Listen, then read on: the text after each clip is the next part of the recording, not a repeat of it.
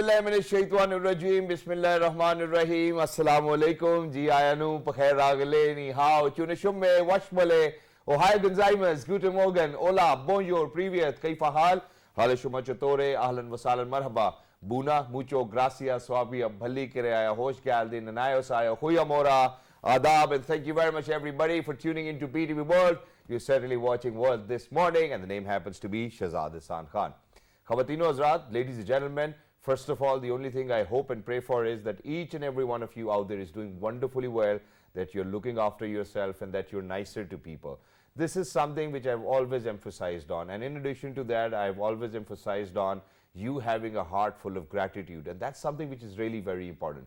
Now imagine every single day I'm going to share my routine with you. So what happens is that, there are days when you're working day in, day out, you certainly do not get time for your family, kids, and most of the time what happens is that, when you're so busy, at times they do have, you end up arguing with your spouse. I mean, obviously your parents will understand, your kids will understand, but it does get a little difficult for your spouse to understand. So please make sure that you take out time for them. That you really need to strike that balance in between your work life and then your family life. So please make sure that you continue to do so, because not every time your spouse can be understanding, because you have been away for 6 months, 7 months, 8 months, and there's always a threshold to that patience level. So please make sure that you never test the patience of your spouse. Make sure you give them enough time, and please make sure that you protect each and every one of those people who surround you from your tongue and from your hands. We have a heart full of gratitude and be thankful to people. Make sure that you help people. But now I seriously need to move on towards the top stories, ladies and gentlemen, and before we do that, I'm very happy. Because imagine that, we've had a film industry back in the days, when we go back to 1960s and 70s, where the films used to be viewed by audiences all over the globe. Then they came in a time when we certainly were not, ladies and gentlemen, relying on technologies. And imagine that was the time when it dented our film industry quite a lot. But alhamdulillah, now with the legend of Maula Jat, ladies and gentlemen, I think that, that cinema culture is back. So imagine that I stepped into the cinema, I was there, I wasn't even bored for a single microsecond. People were whistling, people were clapping, people were cheering whenever their favorite stars were coming on the screen as well. They were very happy, ecstatic as well. First up, I'm going to share for all of those people who might not have taken a peek into the legend of Maula Jat. Let's go ahead, let's take a good look at the trailer, and then I'm going to share some interesting news about that. Let's go, let's take a look. Overwhelmed with the kind of production, with the kind of work our teams have put in. And to give an overview of the film, because I've watched it myself, I think Fawad Khan was stunning, absolutely stunner. I think, the kind of performance they put up was seriously amazing. Gohar, I really need to give him credit where it's due. You were a fabulous actor, and made me on the set and off the set, you're an amazing gentleman. Hamza, obviously you're a pro. But with Myra, I think what I would want to say is that she obviously is the superstar of Pakistan. But with the Punjabi dialect, because I happen to be a Punjabi myself, I think that she could have done better, or this might be her best. But obviously, it was well accepted, all the roles and all the people who've participated in the film, from the production to the acting to the lighting to the sets. It's a comprehensive journey, ladies and gentlemen, for each and every one of them. And we wish you best of luck for your future projects as well. And now coming down to where, ladies and gentlemen, Puss in Boots, The Last Wishes will be on your screens in no time. So to talk about that, Puss in Boots, The Last Wish is a 2022 American computer animated adventure film featuring the swashbuckling cat Puss in Boots in a sequel to the 2011 Puss in Boots. Both films are spin-offs of the Shrek franchise, with The Last Wish serving as the 6th overall film in the series. Puss in Boots discovers that his passion for adventure has taken its toll. He has burned through 8 of his 9 lives. Puss sets out on an epic journey to find the mythical last wish and restore his 9 lives. Puss in Boots, The Last Wish had a one-day public screening in selected theaters on November 26, 2022, before its wide theatrical release in the United States on December 21st, 2022. The film received generally positive reviews from critics. Wow. I mean, critics do play a very important role in making a film successful, and God forbid the other way around as well. But with such staggering figures, ladies and gentlemen, there are other issues we really need to put our head to. Okay, if you get a good weekend, make sure that you watch these films, entertain yourself. But when we speak about staggering figures from Maula Jat, ladies and gentlemen, I really need to bring your attention to Punjab, Pakistan, where when we speak about the air quality index, the figures are really staggering for Lahore and the whole of Punjab and maybe Islamabad.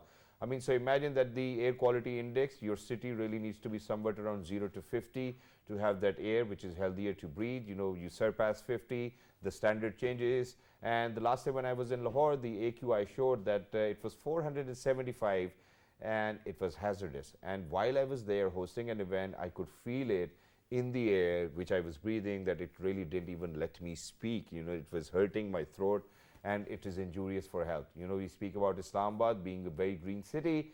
Ladies and gentlemen, we are on 170 when we speak about air quality index. Smoke is prevailing, you know, and this is not for the very first time. I think those 2 years of COVID where everything was shut down, things started to get better when we speak about nature or the air we breathe in because the people weren't outside. But what are the major contributors? How can we resolve this issue? And God forbid, if we do not, what are the health concerns people will be having in days to come? That's something which we wanted to discuss today, put our head to that so that we raise more awareness and that all of those people who are responsible take some pertinent action related to the problem which exists as of now. So ladies and gentlemen, to talk about that, we're very lucky that we've been joined by an environmentalist over here inside the studios, and he is Dr. Ejaz Ahmed. Hello sir, Assalamu alaikum, good morning, how are you? I'm fine, thank you. Thank you for having me. Thank you so much for joining us, wonderful to have you. Thanks. Things are not looking very wonderful outside. I mean, imagine when we speak about the air quality index, Islamabad has surpassed 170. Right. Lahore, 2 weeks ago, was at 475. We have smog outside. Where are we and what's happening? Well, I think it has become a new norm in a sense that every year we face this situation, and unfortunately we don't actually prepare ourselves we do not have a proactive strategy. We don't have this proactive strategy, and also I mean, like if there is a strategy, the implementation problem is if there's a strategy. Yeah. Well, there are some frameworks which have been developed by the provincial governments, and unfortunately, you know, like the actions are not matching with the what has been actually you know, agreed. And globally, I think this is becoming an issue. The air pollution, the environmental degradation has gone to that level that according to UN report, 99% of the people are living in the areas where the air pollution is higher than the normal. So globally, if we see this is happening, but in Pakistan, I think it's everywhere, wherever you go, even as you mentioned in Islamabad, the situation is not that conducive and that supportive. It's getting worse and worse every year. The overall, if we see globally, 40 lakh people died because of the air pollution. So that is a huge number. And in Pakistan, we don't have that kind of data, but I'm sure that the number is very high because the diseases, the quality of life. One is the life itself, and then the quality of life suffers. As you mentioned, if you actually breathe anywhere, even if you are sitting in your house in Lahore or in Peshawar now, or even in Karachi, you can feel, you can smell that something is different than the normal air. And that results into many diseases, many issues related to health, related to your skin, related to breathing, etc. So I think it's very alarming. We have you know, like certain policies, but unfortunately these policies are not being implemented to that level. Of course, closing schools for few days will reduce the overall exposure. Few days, I mean, I think that the last time when I checked on it as well, you know, so they're shutting down schools obviously, but that's not long-term solution. Exactly. But in addition to that, they're shutting down schools. They're saying that 3 days they will be shut. Those 3 days are Friday, Saturday and Sunday. Yeah. so you know, I mean, well, imagine obviously it's one day, and you certainly cannot damage the way the schools have been educating your children. Exactly. And they seriously need to be there to stay on top of their syllabi, and we really need to talk about it. We will come towards the solutions, but thank you very much for sharing how worse the situation has gotten in and over years. But now, sir, what I wanted to ask you, about was that, we're not massively industrialized nation, so that every other region we go to, we do not have a lot of industrialization. And Right. even if we speak about Lahore, obviously, entire Lahore has actually been circumnavigated by that industry, and which is why, we hence have that smog phenomena, that too closer to the Punjab region where Lahore is situated. But what are the major contributors? We obviously do burn agriculture waste, Yes. that's one, there's cars, we do not have any standards on what kind of pollutants come out of our, emissions. So what are the other contributors we're willing to put our head to? Well, I think as per some of the research studies that has been done, the major contributor is transport sector, Okay. the vehicular emissions, and it actually, it is related to the quality of fuel that we use. It is related to the tuning that catalytic converters are not True. to that. They're not quality. even installed in They're some no- silencers as exactly, Exactly.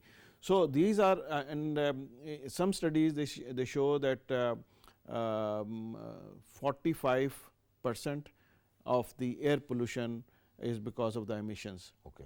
45 is a huge 45%. number, and in somewhere From I our read. transport vehicles. So yes. Okay. In some studies, I actually read it's close to 60%. So even if we do anything related to farmer burning, even if we do something related to industries, still we have a huge contribution from the sector, which is contributing on regular basis. True. And it is not only during this winter, it is going on throughout the year. True. So if we do something to this transport sector, vehicular emission stopped to a level which is more acceptable, then I think we will be in a position to solve this issue. Exactly. And sir, for a better understanding, I'll come back to you. We actually, our teams have put in a lot of effort to bring you what's actually happening out there, what's the sort of condition out there, when we speak about smoke. So please go ahead, take a good look at it. And once you guys will come back, we'll continue with sir over here.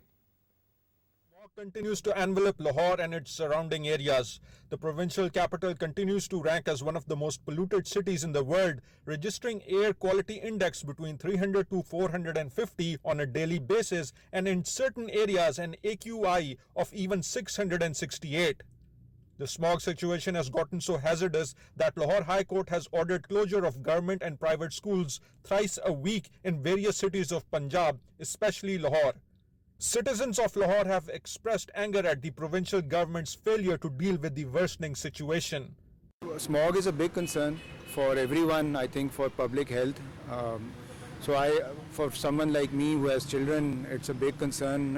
It's a problem which has been getting worse over the years. And I sincerely hope the government has been doing some things to reduce the smog. They have taken some actions. But I think that they will have to take further actions to reduce the smog. I don't think this problem is going to sort itself out until the government takes some action. It's very, very important for the government to take action because it affects everyone's health and the public health. And you see people falling ill, more respiratory issues. And as someone who's a nature lover who likes to spend the outdoors, until smog is not resolved, I think it will be becoming a big challenge for everyone. And I really sincerely hope that the government takes some more action in this regard. Health experts have advised citizens to take measures to protect themselves. The problem is due to major pollutants found in the air, and it's causing major issues like respiratory problems, cardiovascular problems, and even the patient who have chronic condition like cancer, they also are being affected by this. All we have to do is avoid the outdoor meetings and wear the mask and just wash our face and hands, especially when coming from outside. With no rain expected in the coming days, the smog situation is expected to only get worse. Reporting for PTV World, this is Ali Danish. Ali, thank you very much for making us viewers understand whether what's happening when we speak about air quality index and why the phenomena still prevails. And for the provincial government out there, I think we really need to make sure that, that our actions actually speak louder than words. We really need to come together as a nation. We need to help the government. I'm going to request to the people out there as well, you keep a good check on your vehicles. As my very esteemed guest over here has mentioned, that 60% of the contribution towards this air pollution is the vehicles we are using. So please make sure that, when you have a vehicle, that first of all, obviously, it needs to have a catalytic inverter. People have taken it off. God forbid, if their cars choke a little bit, what they do is that they go for a cheaper solution. They take it off, increasing the emissions, and those emissions, ladies and gentlemen, are going to be injurious for my kids, your kids, and for your health as well. And we really need to kind of consider it. But sir, coming back to you now, back in the I think during COVID, things actually got slightly better because there was not a lot of cars out there, and we did see that change. But even before that, there was this conversation going on by the provincial government that they wanted children to experiment. I think it was the children from Punjab University to have that phenomena of rain, I think artificial rain, and it might help. Do you think that that's an idea? Because a lot of scientists have actually kind of are against that idea that it might cause more problems rather than solving a problem. Yeah, I think it's very expensive, and it's not a permanent solution. Okay. So I think maybe temporarily and also limited to certain area, you can solve that problem. But I think the real problem is to look into this on a regular basis, whether it's related to industries, whether it's related to brick kilns, whether it's related to the farmer burning and the transport. So I think the major issue is how to look into it. And this, as you mentioned, I think air pollution is among all the pollution that is caused. Air pollution is the most serious one in a sense that it affects everyone. It affects president of Pakistan to the sweeper to the child which is born right now. The first thing you give is bad air. True. So I mean, like, how can you expect someone to become, a genius when you are actually feeding something and the deterioration of the health? True. So it's very important to realize the issue at that level where you actually come up with the solutions, and on long-term solutions. I mean, like temporary solutions, well, fine, but then unless you have a long-term solution, this is not going to actually. Since you happen to be an environmentalist yourself, do you have a solution under your belt? Well, I think the solution, as I mean, like globally, Singapore had a huge problem. True. But now they have actually tackled it. And they have that amazing, waste burning setup as well, where there's zero emissions from that plant as well. Exactly. So there are solutions, but then you have to be very serious about these solutions. And I think to start with, public transport is, is a better option in a sense. We need to look into the possibility of having public transportation by reducing the footprint carbon emissions by vehicle. But sir, for that we really need to come up with a very conducive plan. So imagine I'm sorry, but I have to share this example because it has been very convenient for me. Every time, alhamdulillah, I have a house in Birmingham, UK. So what happens is that even when I step outside my house, there's a bus in my street. So after every 15 or 20 minutes, I'm going to have a bus right outside my house, right outside my doorstep, and it can take me from that very place to all of Europe. You can go anywhere. So for us to have that kind of system over here, we really need some policies in the making. Not just that, there's a lot of legislation that needs to take place. And then these public transport people really need to be told that you're not a mafia.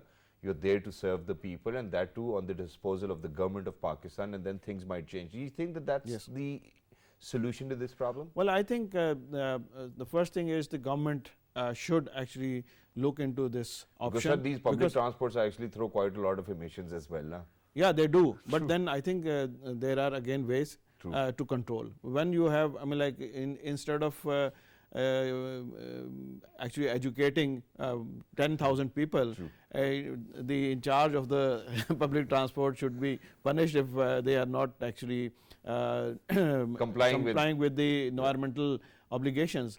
And the public transport facilities, we have seen that like in Islamabad, this metro bus has started, and now we need more. There are a few other routes, but we need feeder routes as well, so that the people, they can take the bus, and it's very reasonable, economically very honorable also. True. Like if you travel, you don't feel that you're not exactly. traveling by your Yeah. own transport and it's not convenient. It's not, and then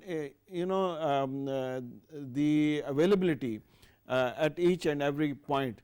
Now they have actually, CDA has done a study where they have identified 11 different feeder routes, Okay. which actually will feed and from different sectors, will collect the passengers, and then people will use them. That's wonderful. Thank you very much, Dr. Saab, for being with us. It was lovely to be in conversation with you, and you've always been very nice to kind of, every time you've requested you've always been here for the nation and for our program. And it is wonderful to be in conversation with these bright minds, ladies and gentlemen, because they do have these amazing solutions which are not going to cost quite a lot. All it needs is a national cohesion. Everybody needs to be on the same page. Number two, once if we are going to have this public transport on these feeder routes as well, we really need to make those drivers understand that please make sure that you drive sanely, not insanely, because with public transports, I've seen that, I've gone through that myself, that people do not take a lot of responsibility, they just take it for granted.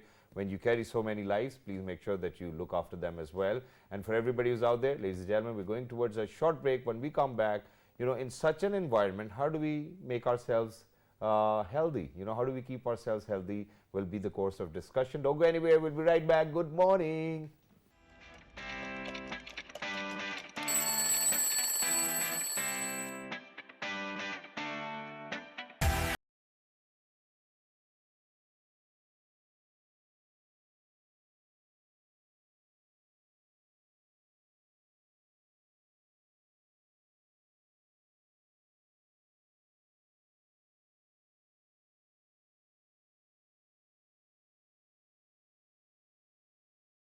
Thank you very much, everybody, for staying tuned. It's wonderful to be your host today at the World This Morning on PTV World. But earlier, before heading out towards a short break, ladies and gentlemen, the conversation was about air quality index and how worse it has gotten, and we certainly need to put our heads together as a nation to kind of resolve it, because unfortunately, I think I've never been to so many pulmonologists in my entire life where, this year around I've seriously had to, because of the fact that there was so much air pollution we've been breathing in. But now, how to kind of keep ourselves healthy with all of these conditions over here in the country? What should we do? Should we do cardio more? Should we stay indoors? Should we exercise more indoors? Or should we go outside? With all of these questions, ladies and gentlemen, my area of interest has always been going to the gym, building some muscle, and mostly I think it's more aesthetic as well. And I was always very keen to kind of have people on the show who have some sort of education background to when we talk about fitness. Over here, we do see a lot of makeshift trainers and people, who certainly have no idea about what bodybuilding is, what your anatomy is, how your physiology literally works. And to kind of do that, we're very lucky that we've actually been joined by somebody who, first of all, happened to be somebody who went to Cardiff, did his all of those training sessions and degrees and diplomas, then went on to serve in Hong Kong, all over the world. He's been a personal trainer, level 4, ladies and gentlemen. Without any further ado, we're very lucky that we've been joined by somebody who happens to be an international certified personal trainer all the way from United Kingdom. He is Mr. Arif Khan. Hello, Arif. Assalamu alaikum. Sange khairam barabar. How are you? Wa alaikum salam. Khair, alhamdulillah. Alhamdulillah. Thank you very much for joining us. Wonderful to have you. Thank you very much. First things first, so you went to Cardiff. You spent a lot of money to be a personal trainer. Why did you do that? It's not everybody's choice. To be honest, it was a passion as well. Yeah. And it was it's a good source, so it's a good backup to have as well. So to be honest with me, I was very, very interested in training. So. And it's wonderful, and you've come a long way, alhamdulillah. Now you've thought to yourself that, since I'm a level or a grade 4 trainer, personal trainer, that you're going to come back to the country, make Pakistanis more fit.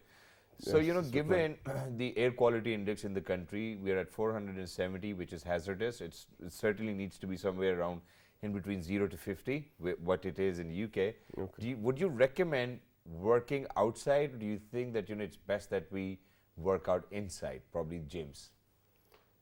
Still, fresh air is the best, to be honest, but it's better than training indoors with no ventilation. True. But by all means, you can go into the gym if it's nice and clean, tidy. Yeah. But my choice, training outdoors is another level. All right, training outdoors is another level, and it's always best to have a fair share of that balance in between. You go outside, you stay inside, and even if you're inside, you really need that place to be very well ventilated. But now let's talk about different people with different goals. So imagine when I started going to the gym, you know, I was a 6 feet 3 inch tall guy, and I wanted to be very slim and sleek. And then eventually, somewhere during my journey, I realized that God has given me a bigger structure. It's best to be bigger. Alhamdulillah, you know. How do you think people who really need to have these goals, that they really need to be realistic with them, first of all, and what are the things they really need to consider before they hit the gym, or kind of make their mind that we really need to change our ways of life around? It's the lifestyle, to Yeah. be honest. The lifestyle needs to be changed. If somebody's serious, then my advice would be get your diet first. Okay. Sort your diet out first. It's number one. Well, it's difficult to weigh in Pakistan, yeah. You know, we eat so I many don't mean- kadaiyan and mutton and Yes, I don't mean diet as in you have to be on a specific diet, but just eat good, eat clean. charbi goast. You know, and don't worry about the charbi, man. okay, you know, so let's talk about diet first. You know, so what are the good fats? What are the bad fats? You got what good sort of fats carbohydrates? good fats in peanuts, nuts, Yeah. and peanut butter. Yeah. Carbs for training, depending on muscle building, gain size and stuff. So I would say sweet potato, normal potato. I would say rice. go for that. Shakarkandi. Yes. Yeah. So, but roti, keep it to a minimum. No, but you know, there's one thing, I don't know, but I think it's just with me. But the phenomena over here is that with carbs, what I do is, because, you know, I've learned it the harder way, you know, carbs actually give you that energy which you does, of require course. to burn in the gym. Yes. And with roti, I think that I gives- get that power. Like- Not with rice, but with roti, I think now I can go to the gym, I'm fitter. So the day when I'm planning to lift heavier, Yes. I take 2 rotis. Yes, that also works. It works out works Okay. out of a lot. To be honest with you, Okay. there's a lot of carbs in it. Yeah. It's good for energy source and it's good for strength as well. Yeah, For what worked for me was easy and fast digestion, which was rice. exactly, So- which is rice. Yes, rice and oats. So the metabolism actually stays up. Yes, it's good. It's perfect for somebody who wants to continue in the gym for long term, who wants to train in for 1 hour, 2 hours. Yeah. So it's perfect for that person, especially for someone who's doing strength training, who's doing muscle building, who's doing some type of CrossFit training, Yeah. aesthetic. So to be honest with you, for yourself, if roti's worked for you, then stick to your desi, stick to your roti. And how many times do you think that we can have parathas too? Parathas for me is for me. With I desi have it. ghee I have it once on a- top. You with know, so, desi so ghee on can you top. visualize it first of all? So you know, imagine that there's this paratha on a plate, and then you can see that very glare of the desi ghee on top of it. Then you put a little bit of makhan, you know. And you're dreaming here, right? I mean, I so want my dream to be fulfilled. But you know, even today, my mom was like, "Would you like to have a paratha?" And I was like, "No, I've had one on Sunday, and I think I'm going to go with Man, brown I'll bread." be honest with you, I was dying for paratha the other day. Really? You know, I went to Water Paratha. Yeah. I indulged. It was my cheat day. Bro, So you know, why not? and the only reason why we are so used to having parathas is that, imagine that, you know, when I used to go to school, the only thing I could take for lunch was anda paratha. No paratha, yeah. And I think I was very happy. You know, even back then there were kids who you used to bring in burgers, but that's a different topic. Now let me ask you, you know, for different people, it's going to be a different type of diet. Not everybody will No. get the same result from the same workouts. Of course. Is it because of different blood type, or is it because of the type of muscle and body you You've have? got a different body frame. So you got mesomorph, metamorph, you got endomorph. You've got a lot of endomorph. Sorry, you've got a lot of different body types, which is slim, medium, large. So the frame structure for somebody who wants to gain weight, Yeah. gain size, will be completely different than somebody who wants to lose weight. So somebody wants to lose fat and lose weight and tone up. It's not going to work with roti and paratha Yeah. and you know what I mean. But Not even starving yourself, yeah. no, I don't mean Because, that. you know, with starving, because I did that. So imagine that, you know, my normal, I'm sorry, but I have to be very open and honest, and I've always been about my job. So imagine my normal weight is somewhere around, you know, if I have to consider that my BMI actually stays somewhere in between 13 to 14. So my ideal weight then is 96 or 95, you know, given the height. And so I was at 106. So what I did was that I literally starved myself. I was only having cucumbers or probably a chicken tikka at night. And then literally what happened was my hair started to fall off. You know, I was low on energy, I was lethargic, and I brought my weight down to 87. But I didn't really like myself and the kind of life I was living then. So where is that fair balance, and how do you think that we need to The maintain thing it? with that is a lot of people tend to think one meal a day, or maybe not eat and I'll lose weight. Yeah.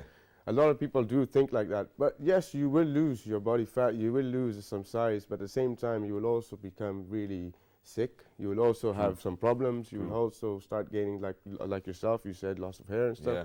So all that will happen. But are you willing to go that length in order for you to just lose weight? True. So why don't you do it the right way? Exactly. And What is the right way? have nice proportion meals, good healthy meals. How many meals? You know, people say 4 meals, 6 meals Depends a day. on your training. Like for myself, if you're asking for myself, You train twice a day? I train sometimes. I do Okay. twice. Sometimes I do once, but that once is intense, Yeah. and it's a lot of volume for weight training. So for me, someone like myself and like yourself, Yeah.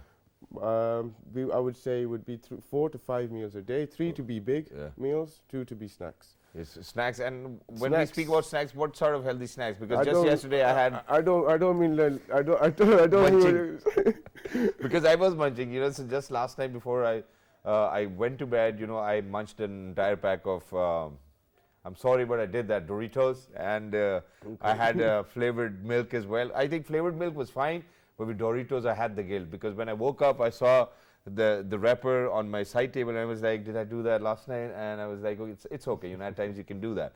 So, you know, when we speak about healthier munching, what is that? You know, so peanut butter obviously is one of my favorites. healthy snacks. I would say handful of nuts, like I always say to my Yeah. clients as well. Handful of nuts. Maybe get some fruits around you, fruit bowl, fruit cocktail, and Yeah. stuff like that. Low carb stuff, low carb, maybe skinny chips. You know, a lot of places do that. But my ideal choice. What's low carb? You know, when we speak about that diet, what do you... Low carb diet is it's a type of diet where you have minimum No roti, no minimum, rice. minimum carbohydrates. Okay.